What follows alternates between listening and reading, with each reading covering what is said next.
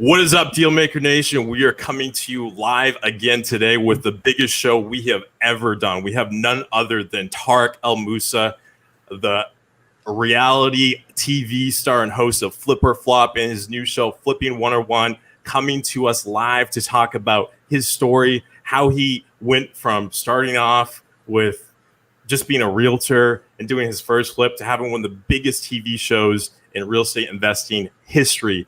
Tens of millions of people watching it every single month. You've seen him all over the news recently just got engaged. He's coming to us live in about 30 seconds, guys. This is the biggest show we have ever done. We're bringing you bigger and better people every single day. And this week, we're talking all about sales. The topic for tonight is how to close big deals by pitching big deals. Okay, so if you want to do big deals, stay tuned. And we're going to jump in line with Tarek right after this.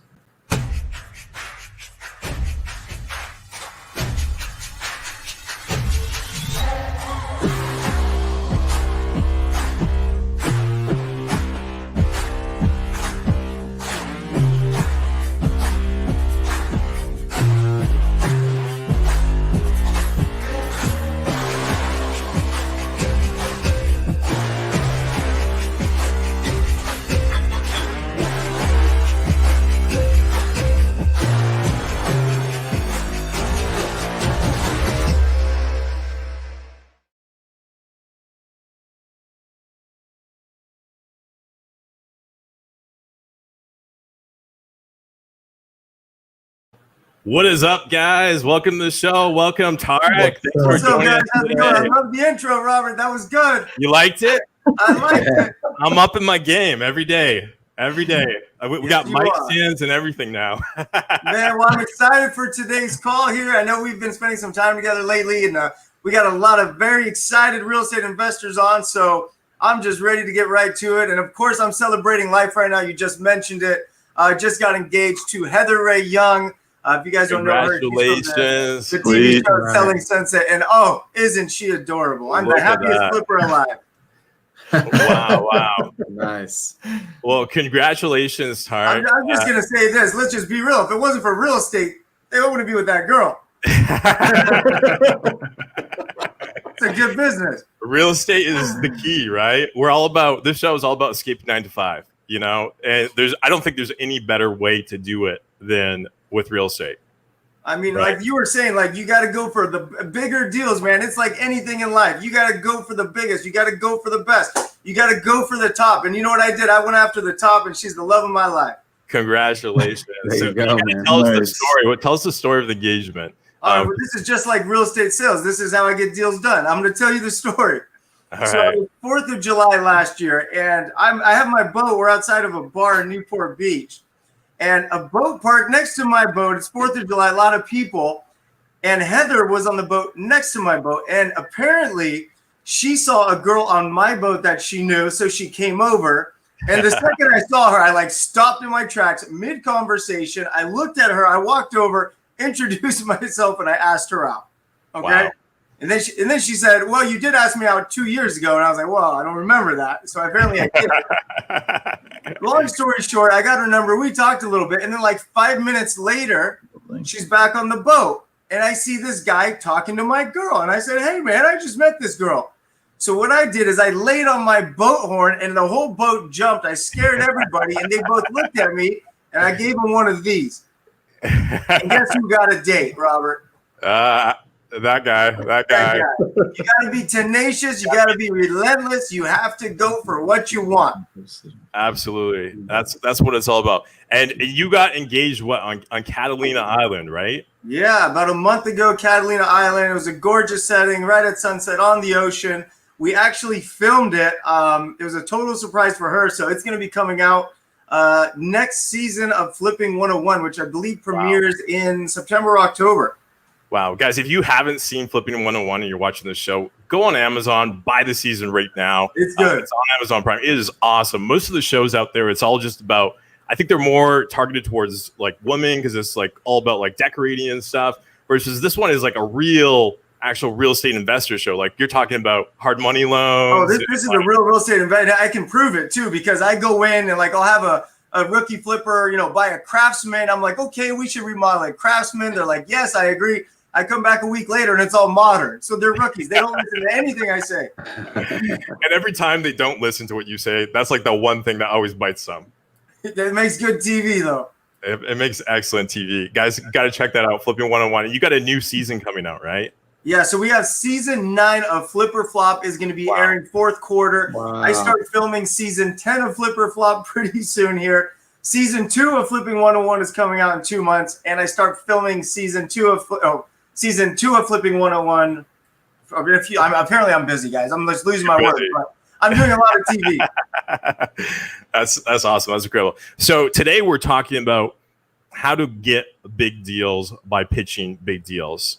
Now, most people don't know the story of how you actually landed the deal to film Flipper Flop, which completely transformed your life, right? People see you now, they see you super successful guy flying around on private jets and driving exotic cars. How did you flip it? Yeah, do that. Okay, so here it is. Okay, so me, I was never a guy that was found. I didn't show up to a casting. I wasn't walking down the street and get lucky. I'm a guy that has built everything he has from the ground up. And I was at a seminar and I met a guy who had a local TV show. And he gave me the idea of TV. So I met him at a real estate convention in Las Vegas, a Mike Ferry convention. He told me at a local TV show, he's like, I go to the grocery store and people see me and I'm like hiding in the lettuce aisle, right? And I was like, okay, that's cool. Like, people know you, like whatever, but do you make money? I don't care if people know me. I just want to make money.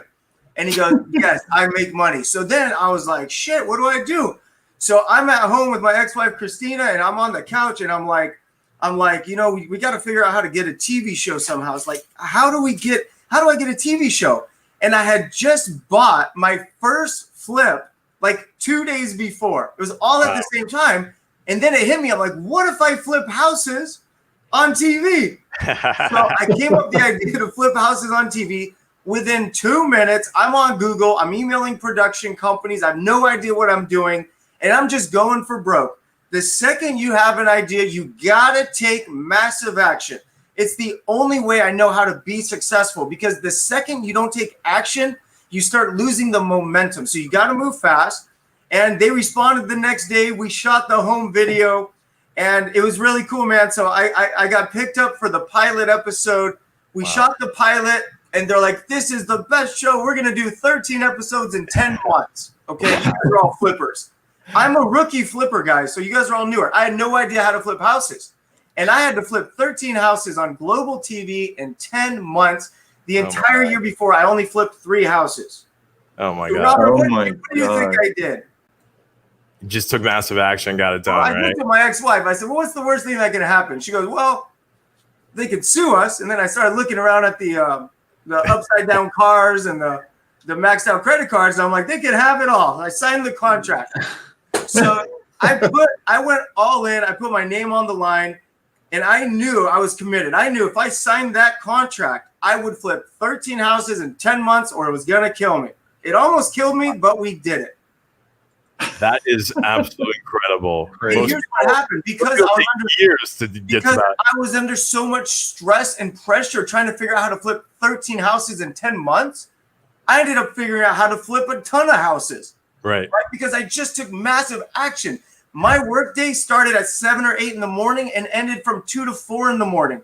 I was at the office all day doing real estate, all day. And then at night, I would leave my house at 10 p.m. to like 3 or 4 a.m. almost every night, driving by the properties that were going to the auction the next day. And the reason I had to drive by those properties is because I couldn't buy houses that were occupied. So I had to verify if they were vacant or not. So, dude, I lived on the road, man. In that first year, I made it happen. There was no sleep, a lot of work, but I figured it out.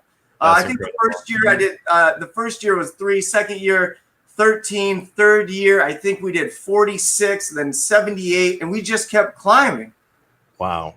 That's absolutely incredible. Now I got a clip. By the way, I'm gonna play. This is the original audition tape. Oh, the home video that I shot. Home video. Okay, so I'm gonna roll this clip because this is awesome. Hi, my name is Tarek El Moussa. And I'm Christine El Moussa. We're professional real estate agents. We've been specializing in luxury real estate in Southern California for the past 10 years. So if you take a look behind us, this is our first flip. It's a 7,300 square foot estate. We paid $2.2 million for it. And here's the deal. This isn't our flip. We bought a dump in Santa Ana for 115 grand, and we're hoping to at least make a couple dollars. Yeah. Wow. So Yeah. that film, that little 30-second segment, that was the beginning of the Tarek El Moussa empire. That was it. That was it. I love it. So Tarek, it sounded like you were trying to flip your first deal when you auditioned for this TV segment. How has being on TV changed your business trajectory? How has it changed your life? Give us the whole 9 yards. I mean, obviously, I've been on TV for like 10 years. So anywhere I go in the world, there's fans and people know me. And, some people like me, some people hate me, and it is what it is, right? But business-wise, I have a great career in TV. I host multiple shows. I built an amazing brand. But at the end of the day, TV doesn't flip houses. TV doesn't have sellers call me. TV doesn't do construction, right? So at my core, I'm an entrepreneur. I'm a real estate investor that practices on TV. Gotcha. I think that's a very interesting thing you just said. I mean, I think a lot of people assume that these TV personalities are just actors on TV and not really in there doing it.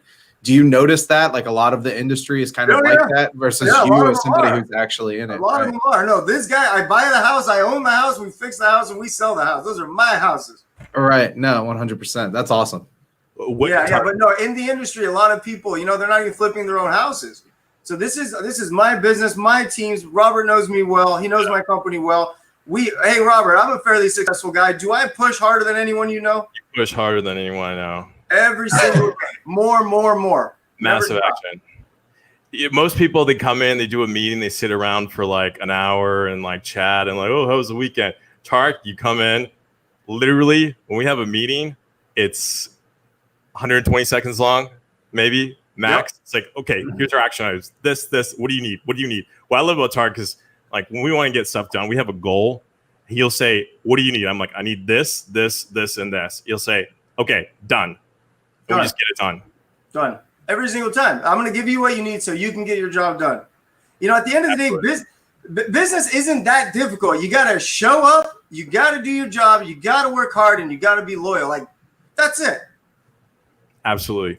So you think, I mean, pitching a TV show, like most people would never even imagine doing something that big, right? So do you think really part of your success is just going for it, just saying, hey, I'm just gonna be real here for you guys. Got people listen. It's not just the TV show. Like, listen, like I got after my public divorce, like people counted me out. That no one ever thought I was gonna get a new TV show. Like I fought my way back. My image was ruined. Like I went through really hard times, but guess what? I fought for it. Was it easy getting Flipping 101 on HGTV? No, I had to pitch them. I had to sell them. I had to beg them. And I told them, I will put my money where my mouth is. I promise you, this will be a good show. You just have to be tenacious in anything you do in life. And like from getting a date to flipping a house to buy, like it doesn't matter what it is. You have to come with tenacity. So question for you, Tarek. How much harder is it to flip a house on TV versus just to flip a house by itself? Well, it's a much more difficult on TV. And the reason it's so much more difficult is because you have to coordinate everything with production and construction. So there's a lot more work that goes into making a TV show house. Interesting. So as far as effort goes, are we talking like 2 to 3 times the effort? No, a lot more effort. Yeah, because a lot more communicating and scheduling. For example, like we have to know every single day what's being done, who's working on the house, what we need to film, what we don't need to film. So there's just a lot of moving parts. Interesting. Just out of curiosity, I mean, how much filming are they doing for, let's just say for like one episode? Sure. So on like one episode, I'll shoot 6 full film days for one episode. And then within that period, there's something called B-roll, which is a camera with no A talent, which is me and Christina. And they just go in and shoot a lot of the work. So we have 6 full shoot days at the house, designing, remodeling, constructing. And then behind the scenes, there's always a camera there. Got it. So it's a lot of footage. Yeah, a lot of footage condensed into 22 minutes. Yeah, exactly. You said something really interesting actually a couple minutes ago about one of the things that's led to your massive success, having a 120-second meeting. That's something that actually Elon Musk with Tesla talks about. Can you sort of elaborate on what does a team meeting look like in your organization? I mean, I'll just be honest. I'm the worst person in the world to have meetings with, or I'm the best. You know, like in my opinion, a meeting shouldn't take more than 10 minutes. You get right to the point. You talk about the action items, you delegate the task, and you get to work. I see most people having a meeting so they can have a meeting to talk about the meeting they want to have, right? Yeah. So it's just completely inefficient. You need to take advantage of every second of every day because opportunity cost is a real thing. And if you're wasting your time, you're losing money.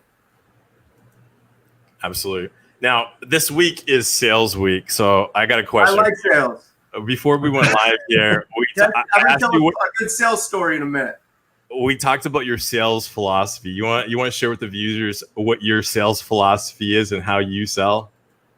Again, man, massive action. It's like it's almost like it's just being overly aggressive. You call them, you text them, you email them. When I was doing this, if I had a lead, like I didn't call that lead 2 times, I didn't call that lead 4 times, I called that lead 200 times. I called that lead until they said, "You son of a bitch, never call me again." Want to know why? Because there have been times on the 103rd phone call, like for example, I converted the deal. I'm not telling you to waste your time, guys, but I'm saying that be realistic and you got to do heavy lead follow-up. And here's what I learned about sales. I'm going to tell you a quick story, if you don't mind. Yeah, love to hear. Yeah. Awesome. So I got into the real estate business at 20 years old. Okay. Yeah. And at the time, I was out of high school. I was delivering pizza for Papa John's Pizza, and I was selling kitchen knives. Okay. Yeah. My kitchen knives was actually making me pretty good money. I was like, wow, I'm making some real money here. And what happened was I lost my sales book where I had all my leads. My entire business was in the sales book, all my referrals, all my prospecting calls. So I'm standing at a Washington Mutual ATM in Cerritos, California. I'm totally broke. I'm like, shit, what do I do? And I'm standing there and I look to the right and there's a crooked sign. It says Wise Old Owl Real Estate School. And I had a moment. I remember thinking, well, if I can sell knives, I could probably sell houses, right? I mean, it's just a bigger ticket item. It's just a bigger sale. So what did I do? I emptied my bank account and I signed up for my real estate classes, and I got my license. So this is why this story is interesting. Okay, my first 6 months in the business as a real estate agent, I didn't make $1. I helped open houses, and I did this thing called floor time, where you just sit at the front desk all day, praying that somebody calls that wants to buy or sell a house. 6 months, worked my tail off, made $0. Okay. And then ended up going to a free seminar in Buena Park, California. It was a Mike Ferry event. And if there are any realtors on here, they'll know exactly who I'm talking about. So Mike Ferry is a real estate coach and trainer. And me being a stupid 20-year-old kid, I didn't know any better. So I go to this free event. And at the end, I find out, like, you can pay for coaching. I'm like, well, wait a minute. And here I'm broken. I'm like, you mean I could pay someone? They're going to tell me what to do? Because I didn't know that. Like, what do you mean? I was a kid. I just got out of high school. You know what I mean? Right. Like, I was a child. I was a baby. I had white socks and J.C. Penney pants. And I'm like, hey, well, how do I pay for this thing? All right. So I got a credit card, and it was $1,000 a month. And I had like 30 cents to my name. Like, I didn't have $1,000. I was 20 years old. Here's what happened, man. All I knew, I was so broke when I signed up for that coaching. I had just broken up with a girl. I moved back to my mom's house. And my parents got divorced. She rented out my bedroom. I had nowhere to sleep. So she told me, like, you can stay in the garage if you want. And I was like, well, I have nowhere else to go. I'm like, all right, garage it is. So, like, it wasn't like a remodeled garage. It was like a garage. My dirt bike was in there. There's cockroaches and spider webs. And, like, it was nasty. So I didn't like it in the garage. So here's what happened. I was so broke and so miserable, 6 months of frustration. Yeah. I made a commitment to myself, and I told myself at 20 years old, I'm a very competitive guy. I said, you have 90 days, you SOB, in the mirror. You have 90 days to prove to yourself you can make it in this business. If you don't do it, you're a failure and you're going back to college. That was the deal. That was my deal. Love that. Okay. I was real hard on myself. I said, this is it. If you fail, it's on you. That's it.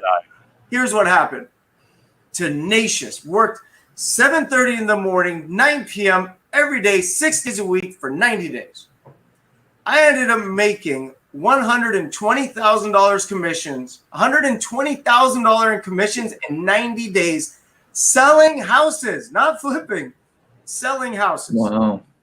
That's incredible. So I went from being poor, living in a garage, couldn't buy lunch, to literally 90 days later, made $120,000, got into escrow, bought $1 million house, completely changed my life. So when I talk about real estate, I always say real estate is a business where you can make life-changing money fast. I'm not saying you're going to make $100 million next year, but to a lot of people, making $100,000 in the next 60 days is life-changing money. Wouldn't you agree? Yeah.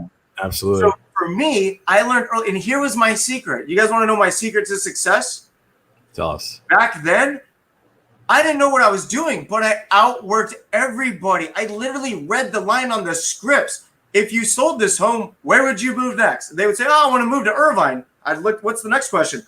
Irvine, that's exciting. How soon do you want to be in Irvine? Oh, we'd like to be there in 60 days. I read my script. 60 days, great. So what's the best time to get together, right? Literally just reading scripts. And as time went on, more practice, then I got good. But right off the bat, just being tenacious and working hard made me a ton of money.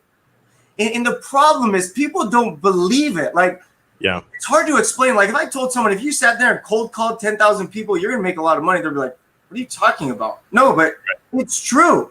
As a real estate investor, Robert, you're never going to convince someone to sell their house that doesn't want to sell their house. It's just never going to happen. Yeah. Your job as a real estate investor is to find the person that wants to sell the house. And in order to find that person, you got to talk to all the people that don't want to sell you their house. Absolutely. This is like, Tarek just dropped a huge bomb here because this is the number one mistake I see so many real estate investors, realtors, wholesalers making is, you know, they'll call me up and say, Robert, you know, you're so successful with wholesaling and flipping, blah, blah, blah, blah, blah. How do you do it? I'm like, what am I doing wrong? And I'll say, well, how are you marketing? Like, well, you know, I sent off like 300 yellow letters last week and no one called me. Like, you sent out 300? Try send off 30,000, then see what happens. Yeah, right.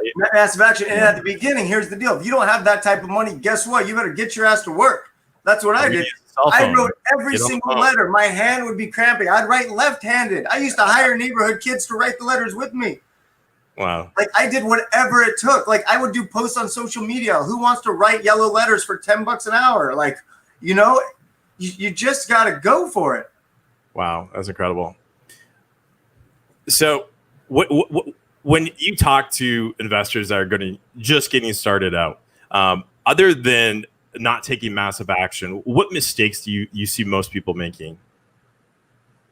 You know, they got to spend some time on it and understanding the process and getting educated and get a little bit of coaching, maybe, you know, a little bit of hand holding goes a long way. And like that's why I'm such a big believer on coaching, because coaching changed my life. Like, you know, and it's so important to have that person pushing you and reminding you what to do and telling you what to do and supporting you. And it's just really important. So I think for any rookie flipper, it's really important to get educated on the business and really understand it. Right.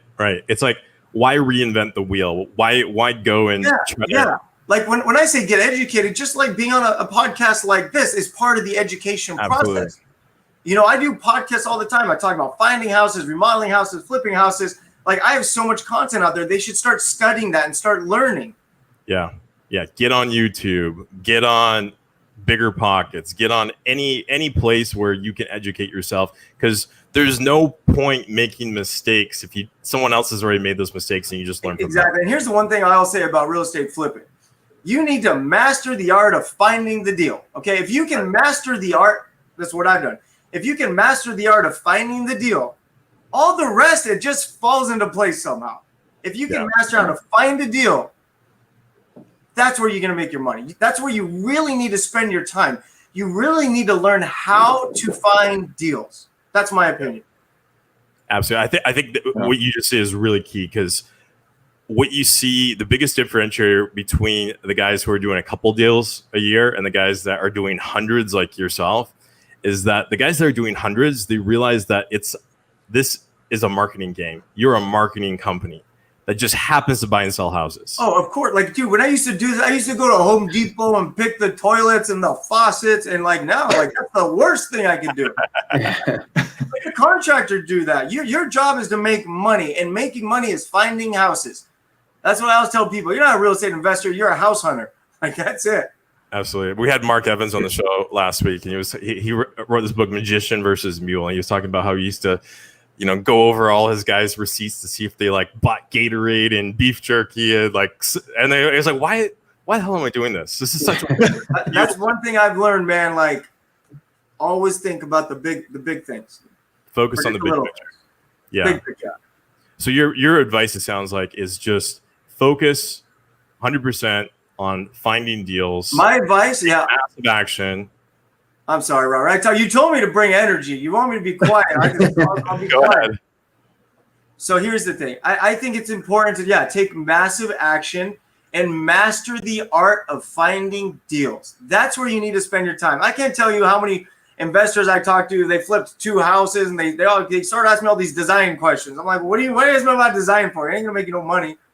Why you ask me about how to find deals, how to make money? Absolutely. So question for you, Tarek. I saw that you started out sort of as a realtor.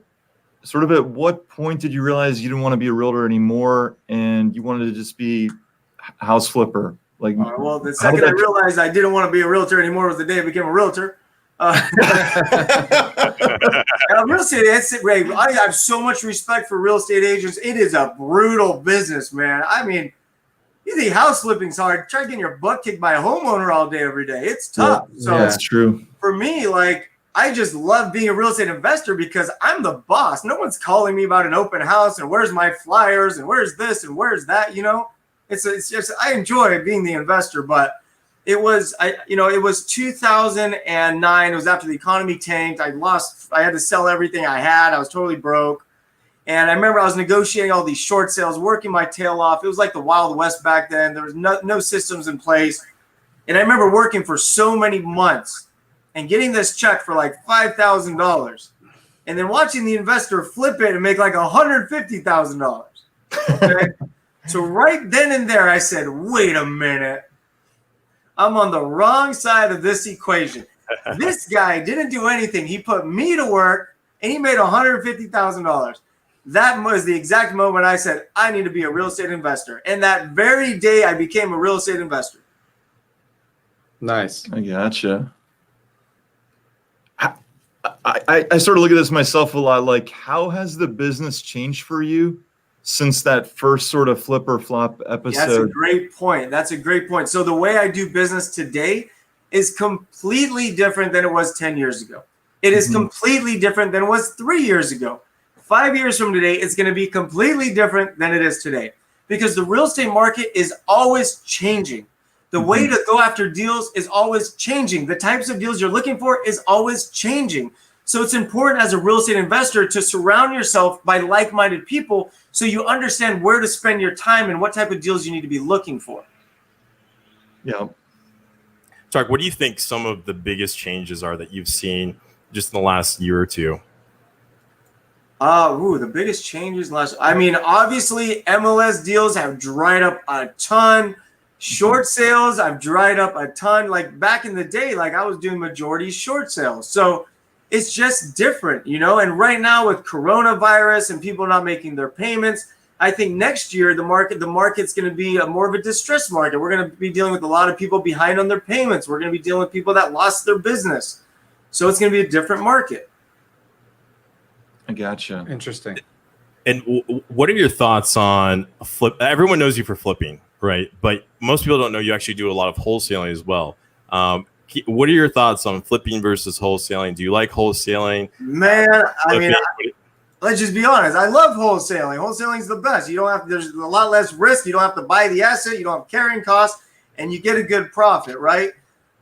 Like wholesale. Okay, I like wholesaling the most during uncertain times, right? So like right now, I like wholesaling because if you're wholesaling 30 houses and something happened tomorrow, coronavirus 2.0, and the real estate market tanked 50% overnight, Robert, and you're wholesaling 30 houses, how much money did you lose? Shit ton. No, zero, because you never bought the house. If you're wholesaling, yeah. Now, if you're flipping 30 houses, with a market value of $15 million and the property market drops 50% tomorrow, you lose $7.5 million. So when the prices are going, remember this, guys, when the prices are going up, I like flipping, because even if you make mistakes, the market saves you, because every month the value is increasing. Yeah. But if you're in an unstable market where things look a little questionable, you might want to consider wholesaling. Yeah. And this year with COVID, wholesale is the focus. Yeah. And you know me, like the reason I wholesale, the reason I flip is because of rental properties. I want to buy, income producing assets. So you know me, like right now I'm flipping houses. Me and my business partner, we own close to 100 rental properties across the country, and we're just building from there. Nice. Guys, we're live on Dealmaker Nation with the most famous house flipper in the country, Tarek El Moussa. If you have a question, I know you guys have a question. Don't be shy. Post it up. Now's your chance to get it answered. We got something coming in from CJ. How does a beginning investor get a GC like Tarek had Aussie?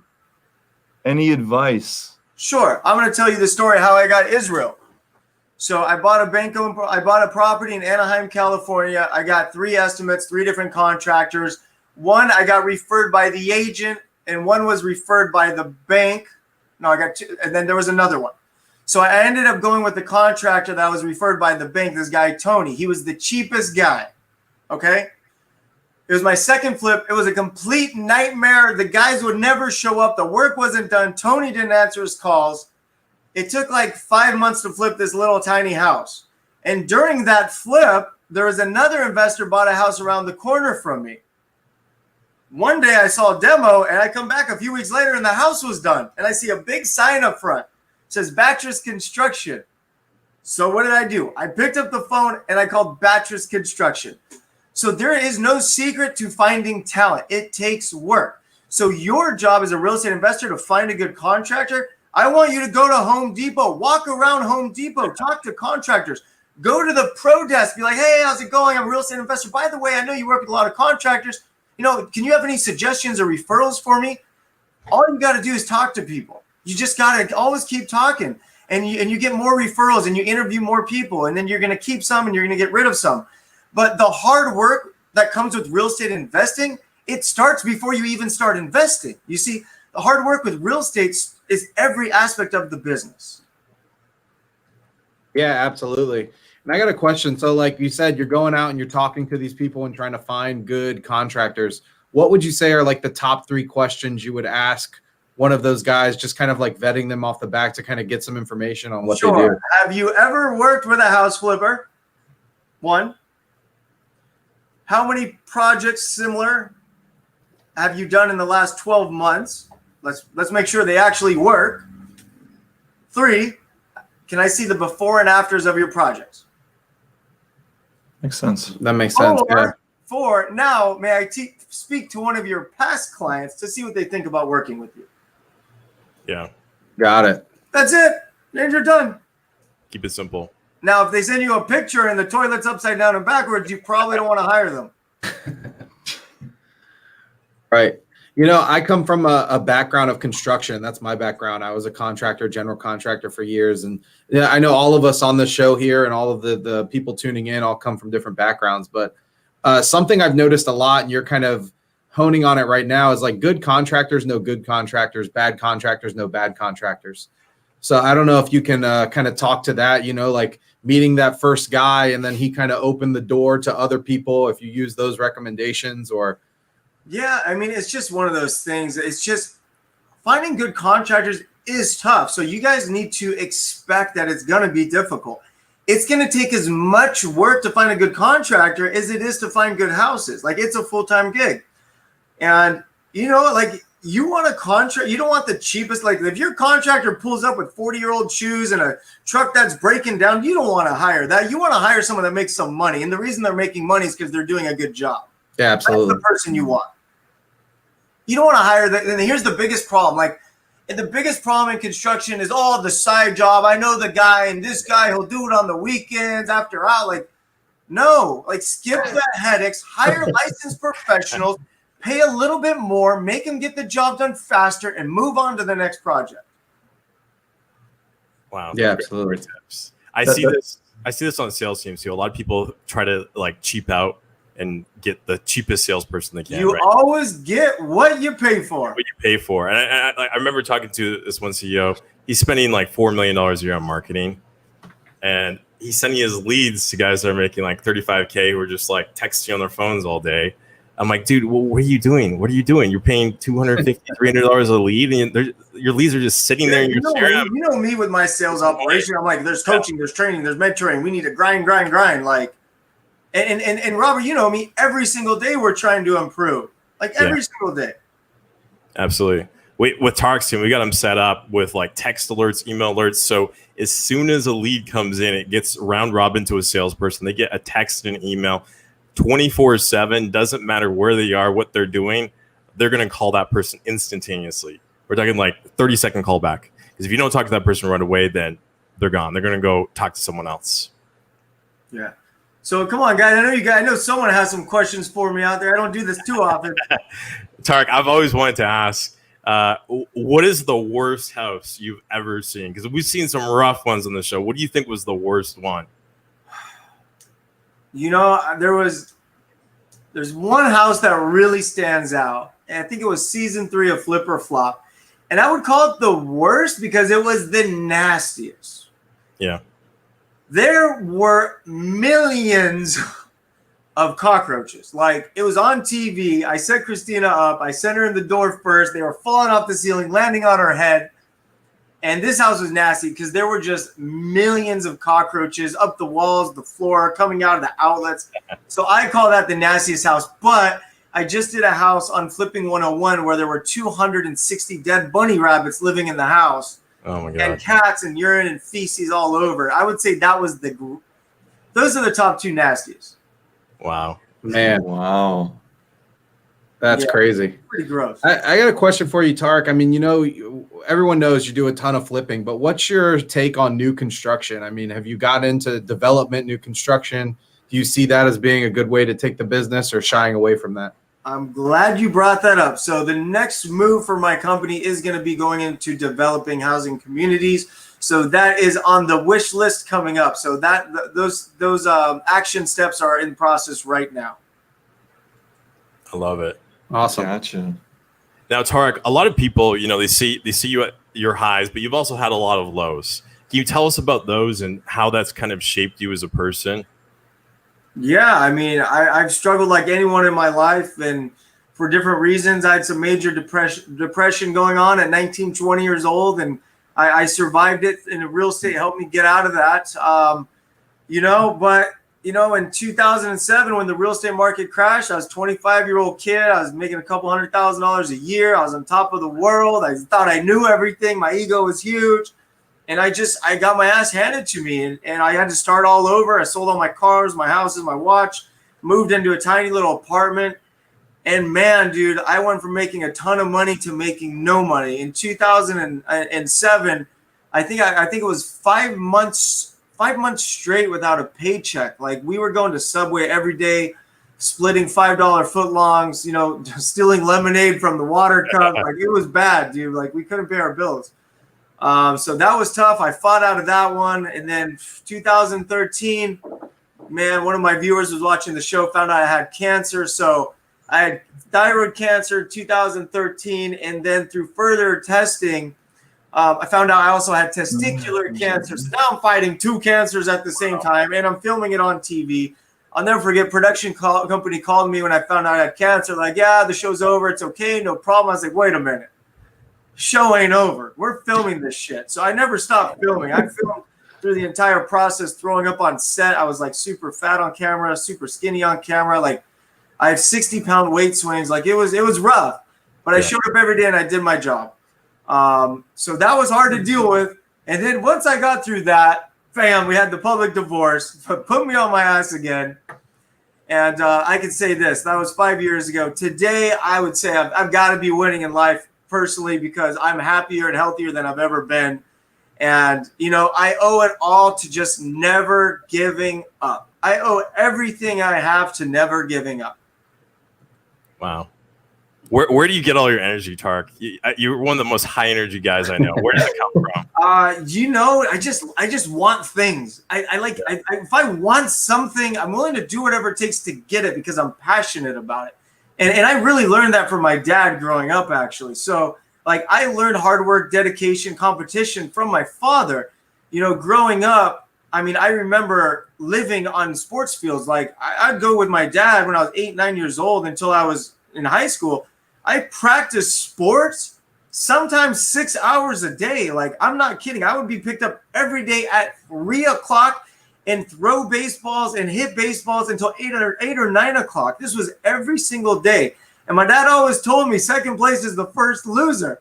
So, you know, he just drilled me, and he would always test me. Like, he would never tell me I can't do something. I'd be like, "Oh, Dad, I want to do this." He's like, "You can do that, but this is what you have to do to get there." Right. Does that make sense? Like, "Oh, I want to get a 6-pack." Oh, you can definitely get a 6-pack, but you got to change your diet, work out 6 days a week, change your lifestyle. So he always taught me you can get anything you want in life if you're willing to take the steps to get it. Yeah. Right. Yeah. So, like, you want to be a real estate investor, then be a real estate investor. This is what it takes to become one. Right. Yeah. There's no participation trophies in real estate investing. Yeah, exactly. You guys having fun? Absolutely, We are. man. It's Good. awesome. How about our viewers? They're so quiet. Yeah, guys, you guys are quiet today. I think we this is a new showtime. Normally we do it in the morning. Guys, let us know where you're tuning in from. We got lots of people here watching Maybe live. they're Let just us know where entertaining. you're I don't know. Maybe they're just bored. Post in the comments below. Where you guys tuning in from? And what are your questions for Tarek, guys? This is an opportunity. I mean, most people never have the chance to speak to a guy like Tarek. This is your chance to throw in your questions. Let him know what problems you have in your business. Let him know tell us how you're struggling, and we're here to help. We got people tuning in for Virginia. So we do have a question that someone's asking that myself, I wonder about this often as well. Do you think there's such a thing as following up with a seller too much that it'll make you look overly eager to get that person's property? Is it this? Can someone follow up too much? Let me explain something. I wouldn't follow up with the seller 200 times. Okay. I would call this seller 200 times. Okay. Okay, so like if they tell me flat no, I'm done. I'm moving on to the next one. Okay, but what I'm saying, it's the ones you can't get a hold of. You call them 200 times. If they're not a hot lead, move on. Like if you really feel like there is no motivation, move on to the next one. Okay, so be tenacious and contact them. But once you're having a conversation, if they're like not really with it, focus on a higher quality lead. I saw a question about rentals. So close to 100. Have a bunch of houses, mostly some fourplexes. I'm in escrow on a 36 unit right now. I'm looking to buy apartment buildings next year. And favorite locations, I'm loving Arizona right now, Oklahoma, North Carolina, Atlanta, and places like that. Nice. Interesting. Nice. Is there like a criteria that you use for markets, or are you just kind of trying everywhere and there's some you like more than other? You're searching specific criteria? Right now, we're just kind of looking at like North Carolina, Tulsa, Atlanta, like 5 or 6 key markets. And then once we feel like, okay, we got, the idea is to go to each market at a time and, buy 30 to 50 rentals in that market and just build up from there. Interesting. Nice. And what's different right now is like, I go on all these webinars and I hear these guys, oh, I have 1,000 houses. I'm like, yeah, but it's not your money. So like the 100 houses are actually like me and my business partner's money. So we self-fund everything. Oh, okay. Gotcha. So no syndication. No, not yet. It's in the works. It's in the works. Okay. So pretty soon, people have been watching me do this on TV. Pretty soon they're going to be able to partner with me.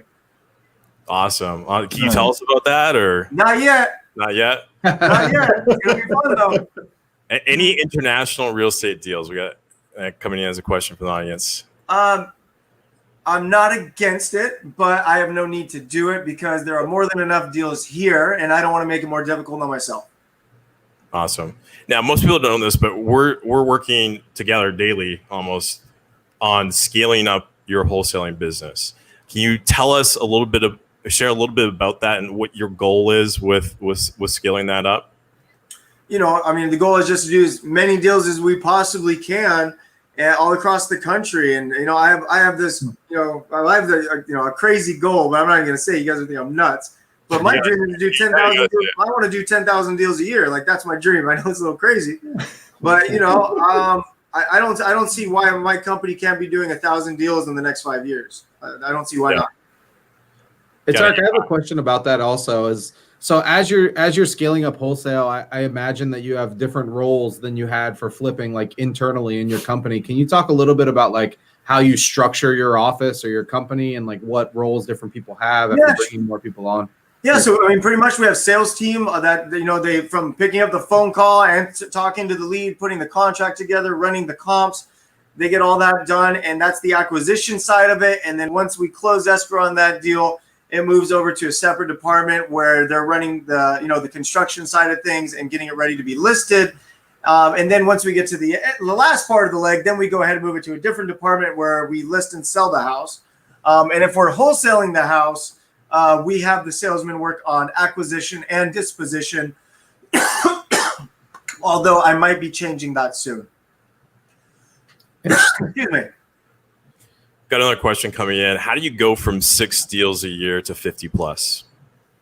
Figure out new ways to get deals. Oh man, the battery. That's the only way. Figure out new ways to get deals. So if you have one way that finds 6 deals a year, you need to find 5 ways that find 10 deals a year, or 10 ways that find 5 deals a year. So you just have to. So you need to pick 5 or 6 different ways that will bring 1 or 2 deals a month. Awesome. And we had a question about skip tracing. What skip tracing you use? I actually do skip tracing for Tarek through a company called IDI. So check out IDI. I've tested probably 20 different skip tracers. That source was able to give us the best phone numbers. The only one that's better than that is TLO, but you can't really get that. You're not allowed to use it for our industry. So check out IDI, guys. Something you brought up earlier, a lot of sort of experienced investors talk about how did that last real estate downturn where it sounds like you lost almost everything. How has that impacted you now as far as your business and how you see things, how you do business even? Yeah. So here's the interesting thing for me. When I say I lost everything, I didn't actually lose it. I had to sell it because I couldn't afford to pay for it anymore. Like when the real estate market crashed in 2007, I called it. I told everybody it was coming. I was studying the inventory.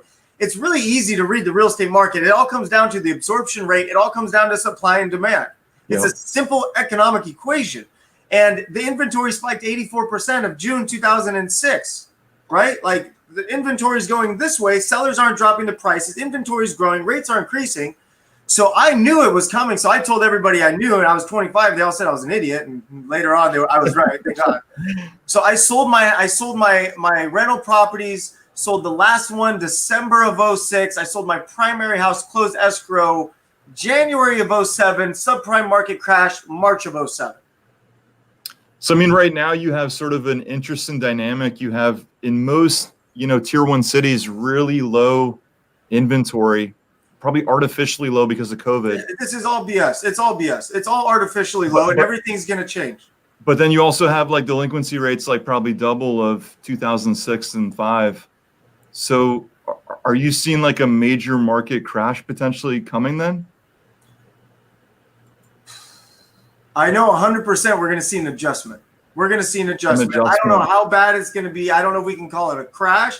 But there will be consequences. We have over 30% of people not making their mortgage payments. We have almost every small business around the country not making their lease payment, which they're going to be tacked on to their lease. How are they going to make those back payments? Every property owner that owns commercial properties not collecting that rent from their tenants. What's going to happen to them? The only way this works out is if the bank forgives all the payments on everything. That ain't going to happen, at least in my opinion. I agree. So what's going to happen is really, really simple, right? If people are losing their jobs and inventory is rising, what does that do to the prices? Down. It's simple. Yeah. And even, okay, forget it. Forget coronavirus. Let's just say there's no coronavirus. We've been in an appreciating real estate market since 2010. We're going into 2021. That's an 11-year swing. Right? Yep. So you study the history of real estate. Like, I'm sorry, people tell me, oh, the prices are going to go down. I said, you can't show me anywhere in the history of the world the real estate market hasn't done this. Like, that's what it does. It will never do this. It will never do this. And are you seeing any signs right now of anything like that in LA? Is there any sort of softening in pricing or apartment? No, the exact opposite. 1 second, guys. Yeah. 1 second, guys. No worries. Guys, we're live with the one and only Tarek El Moussa. This is your chance to get your questions in. So if you're watching live, get your questions in below, and we're gonna address them here live on the show. I almost broke my neck on my trash can. glad you survived. All right. We got a question here. So you worked with your former spouse on the show. Do you have any tips for people that are working with their spouse in the industry? Because you see that a lot with realtors, things like that. What are your tips? Delegate tasks. Each person should be responsible for certain things. Yeah, just keep it simple. Delegate tasks. It doesn't take two people to do the same thing. Yeah, absolutely. Unless it comes to finding properties, you both find. Both find properties. Everyone's got to find properties. Finding is always the exception. Absolutely. Now, when you were on the show, does Christina do all the designing, or do you do some of the designing? You know, we do it together pretty much. You know, I'd say she does a little bit more than me, but mostly together. That's a tough one because different people have different tastes. You know, it's always like, I gave up with my wife. I'm just like, she designs for looks. She designs for looks. I design for money. You know. Yeah, exactly. Different philosophy. I love it. I love your tips and pointers today, Tarek. One of the questions I did have, you know, I agree with you 100%. You know, you're looking for a unicorn when you're looking for like a motivated seller. You can't really create a motivated seller. What are the top 3 questions that you and your team ask a motivated seller once you, or maybe to uncover a motivated seller, or even once you have found one? You know, what are the things that you're looking to ask them? I mean, the biggest thing is you got to find out why they want to sell. Okay? Sure. So you got to find the motivation. You got to find their motivation. Once you find their motivation, you need to find their time frame. Right? How soon do they actually want to make this happen? Mm-hmm. And then the last thing is, of course, the price. So that's fantastic. I understand you got a job transfer. You got to be to Indiana in 60 days. How much do you want for the house? And then they're going to give you the price. And then from there, you can negotiate down. Okay, so you want $200,000 for the house. Okay, that's great. And let me ask you a question, you know, because there's no real estate fees or commissions and all those other things. So what would you actually take? Because I know you want 200, right? So what would you actually take? Great follow-up. I like that. And then you get that number. And then once you get that number, you go do your comps, and then you come back and say, oh, so the number I can offer is actually a little bit lower than what you can take. Yeah. Or what you're willing to take. But I can get you to Indiana and, you know, back to the motivation. If your biggest objection, and we're seeing this a lot right now because sellers are being, in my opinion, irrational with the way COVID is. If your biggest objection is really, you know, Tarek, I love what you're saying. I love what I'm hearing. The offer sounds right. But you know what? I got to think about it. How would you respond to a seller that... Let me ask you this, Mr. Seller. Are you looking to sell this year or next year? This year. This year. Great. So you would agree that it makes more sense to sell now versus next year? I think so. Yeah. So what's stopping you from selling now? Because you just told me you want to sell this year. Man, I got to talk to my wife, and I don't know if she's on board with this. But we do want to sell. We do want to get it done. So what's the actual objection then? Because then the wife's not motivated. You can't have that. You need to have 2 motivated parties. Yeah, that's true. That's what it is. If the wife's not motivated, I don't know. Unless you want to get a divorce. get to the heart of what they're thinking about. Essentially, is what you're saying. Yeah, get to the heart. You gotta get to the motivation. And here's something really important. I was telling these guys before we actually started the live call. Like, your job is to make that person on the other end of the phone smile. Your job is to make them laugh. Your job is to make them smile. Your job is to make them happy when you call them, because you bring fun and you bring energy and you bring good news. You want to be that person. Yeah. Yeah, we had Liza on the show yesterday, and she talked about exactly that. Like, if they don't like you, they're not going to sell to you, right? Yeah. And by the way, guys, like I haven't done sales calls in like years and years and years. You know, like you still got it. One other thing I see a lot too is like, hey Tarek, I like the offer, but today's Thursday. Can you give me until Monday to sign off on this? What would your approach to that be? Would you have like 100%? I can give you this 3 days, but I just need to be honest with you and let you know that I'm a successful man, but I'm not Jeff Bezos. So I can only buy a certain amount of houses. And right now I'm actually talking to 2 other sellers in the area. So of the 3 sellers I'm currently talking to, I can only afford to buy 2 of those 3 houses. I like that. I like that. Do you want to be considered to be one of the 2 out of 3? Yeah. Then we're going to have to make a decision sooner than Monday. I gotcha. Cool. I hope you guys are watching this and listening and taking notes. I like that. Those are great That's tips. cool. Yeah, 100%. It's true. I mean, I'm not Jeff Bezos. I don't have billions of dollars. There's a little humor in too, like humor goes a long way. But you see how I made it kind of like fun and witty a little bit? Yeah, exactly. Personality. Well, since I'm not a billionaire yet, I can only buy so many houses. Right. Just keep it simple, guys. We're live with none other than Tarek El Moussa from HGTV, Flipper Flop and Flipping 101, the #1 most recognized house flipper probably in the world, I think. So we're going to be wrapping up soon. But if you have any questions for Tarek, post them in the comments below, and we will address them live on the show. And we also have something really special we're going to announce at the end. Something free that Tarek and his team are actually going to be giving to everyone that's tuning in live on the show. So make sure to stay tuned for that as well. It'll be coming to you live in a couple of minutes. Josh, I know you have lots of questions. Me, Josh, or Josh Troy? Is Josh Troy here? No. Dude, I'm a curious individual, so you got to ask those questions. Tarek, where do you see yourself in 10 years? I mean, you're highly motivated. You're tenacious. What's that end goal for you? Like, what will make you, sleep well at night in 10 years from now? 10 years from today, I will be buying as much real estate as I possibly can around the world, working with as many investors as I can. I'm going to be raising capital and buying real estate, and that is my mission in life. Awesome. And on top of that, so there's 2 things I'm most excited about. 1, raising capital and buying real estate. And 2, you guys know my new online education company, Homeschooled by Tarek El Moussa. Fired up about that. We just launched last week. I've done some live coaching with the students. And like I said earlier, man, coaching changed my life. So it's just a passion of mine. So I'm just real excited about it. Awesome. That's great. Awesome. This has been an awesome interview. Robert, we got to talk about Tarek's coaching. Yeah, absolutely.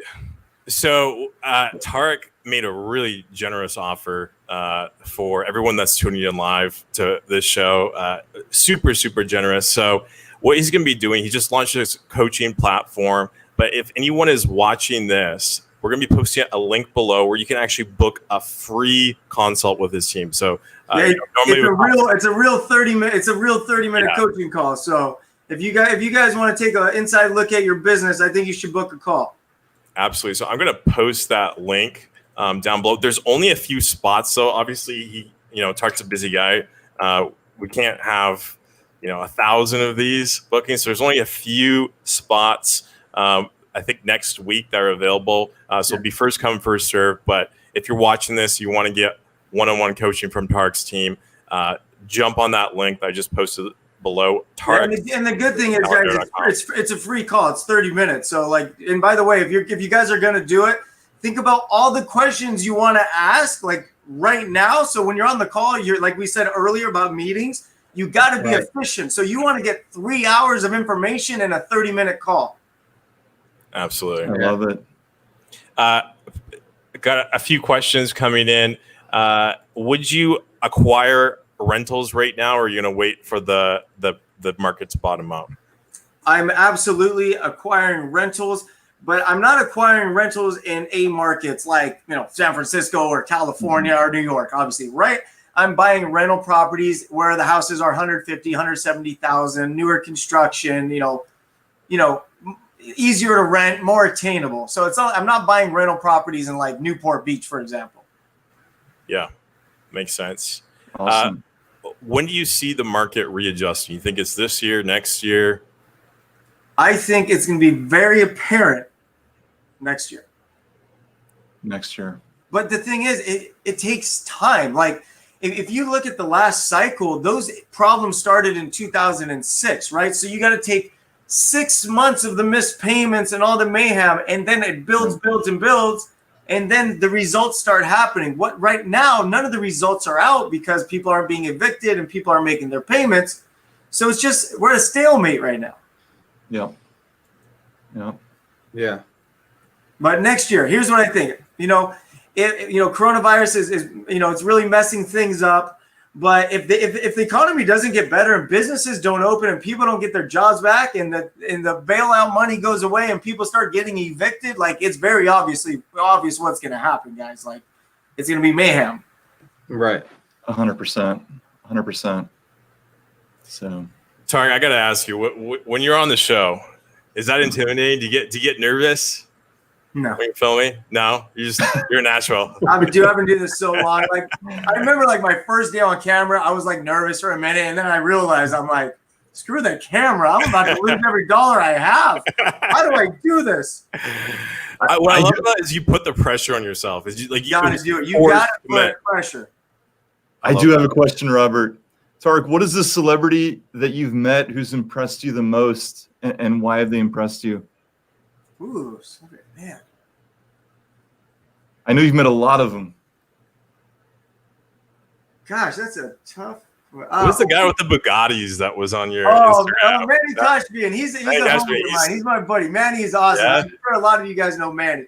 He got the coolest cars in the world. But honestly, Manny's like the coolest dude ever. Such a great guy. You know who I really liked? RuPaul. I was on RuPaul's talk show. Yeah. And incredible guy. Wow. Very impressive. Interesting. Very impressive. Nice. I know, random, right? How do you know Manny, by the way? Do you guys do real estate investing together? Or? No, we're just buddies. We're in similar worlds and we live in a similar area. So we just ended up connecting. We became friends. So yeah, great guy. You gotta get him on the show. You never know. Maybe one day we'll do business together, but we're just kind of buddies, Yeah, Nice. absolutely. Nice. Awesome. Can you share your Instagram for everyone that's watching? Sure. Yeah. My Instagram is the handle is at the real Tarek El Moussa. At the real Tarek El Moussa. Okay, we're gonna post that in the comments below. Tarek, I gotta ask you, what do you think is the biggest mistake you've ever made? I mean, there are a lot of mistakes. Yeah. Getting on the show, Robert. I like to ask each guest. Here's the biggest mistake. Like, I'm very hard on myself. I think the biggest mistake I made, I was too hard on myself, and I beat myself up every day for years. And I worked my ass off. I was motivated, hungry, but inside I had that voice. Why aren't you successful? Why aren't you rich? Why aren't you making it? Why can't you do it? And it's almost like abusing yourself because you want something so bad and it takes time to get. So if I can go back, I would tell that kid, like, hey, dude, be nicer to yourself. Relax a little bit. Yeah. Yeah. Great feedback. Very good. Very good. Got another question coming in. How do you prepare for the changes in the market coming up next year? What can I do now to be in a better position to take advantage of the changes in the market? Just keep doing what you're doing. You need to get better at finding houses. You need to get better at your job. You need to get better at comping properties. Like, if we're in a different market and it's next year and you're running your market analysis, you need to make sure in your market analysis you do making adjustments for depreciation. Absolutely. Tarek, where were you going to see you 10 years from now? What's the big goal? I just better be climbing up that mountain. That's all I know. Still climbing it. There's no ceiling. I don't know where it's going, but it's going somewhere. I promise you that 10 years from today, my life will be way different than today. And I'm going to be talking about today, 10 years from now, saying, "Oh, I remember those days when I was flipping houses." And yeah, that's how big I plan on going. I'm not slowing down. Awesome. And the final question I have: what does a typical day look like for Tarek El Moussa? Wild West, man. With TV, the locations change last minute. Where I'm filming changes last minute. I live in my Sprinter van, so it's like my living room on wheels. I get picked up every morning, and I'm in that thing all day.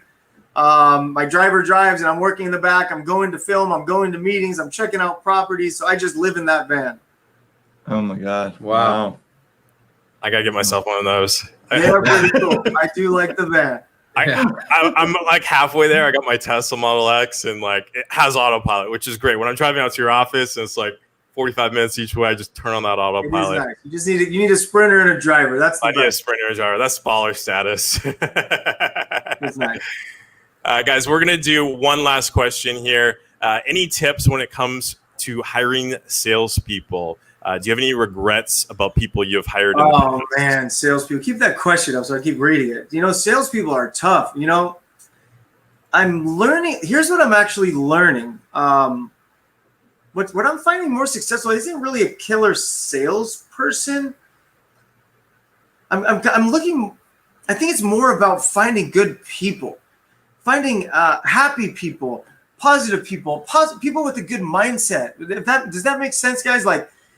You want people that are happy to be at work, that want to be there, that are excited about the job. Like that's the most important thing. Because if someone's excited and positive, like anybody could do anything. Anybody could pick up a phone and say a few words. Right.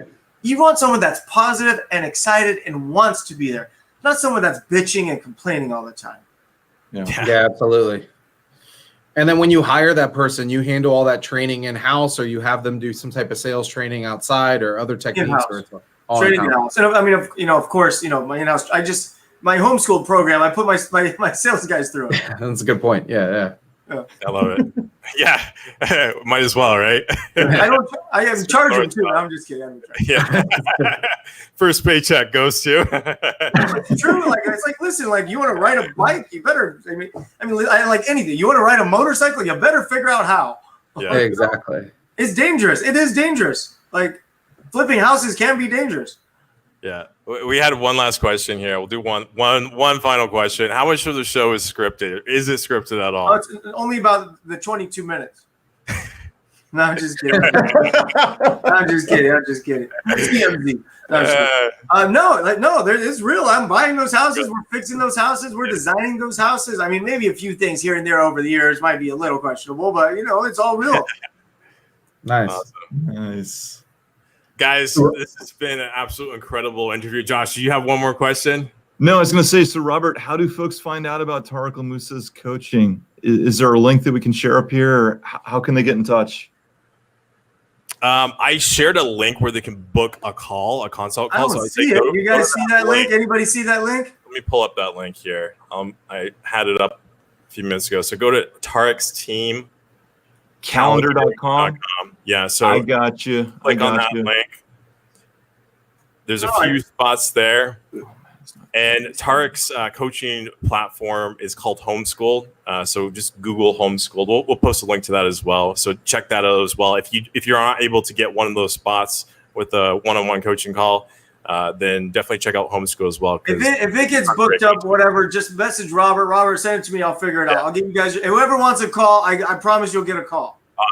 Awesome, man. Thank you so much. It's been great. Tarek, it's incredible. Been a pleasure. Did you guys have fun? Yeah, absolutely, awesome, man. Absolutely. All right, good. I had a good time. I got to drink more Red Bull now. Yeah. Me too. I haven't had any yet. I got to get one of those little fridges, the little Red Bull fridge. I think I'm going to put one right on my desk here. Around carts all day. Give it to the sales team. Absolutely. If anyone's watching, man, what I took from this today is that you have that can-do attitude that nothing can stop you. And I think if anyone's understood that from today's show, that you've gotten to where you are because nothing's going to get in your way. You're going to make it happen. So, guys, if you're watching this, you've been on Dealmaker Nation tonight, Don't let anything stop you. Dream bigger, move faster, go quicker. Tarek, it's been an absolute pleasure. Thank you so much for joining us. It's been awesome, man. Thank you so much. You are very welcome. I had a great time, guys. I hope everybody enjoyed some of the nuggets today, and I really hope you have a kick-ass coaching call. And real estate, best business in the world. Talk to you guys later. Thanks so All much. right, man. Peace. Peace. Guys, thanks for joining us on the live show tonight. If you're on Facebook, make sure to join our Facebook group. It's facebook.com/dealmakernation. Tons of great content in that group, tons of great people. Make sure you're joining the community, join the network, and learning from other like-minded entrepreneurs. Also on YouTube, make sure to subscribe to our channel. You can find it at youtube.com/dealmakernation.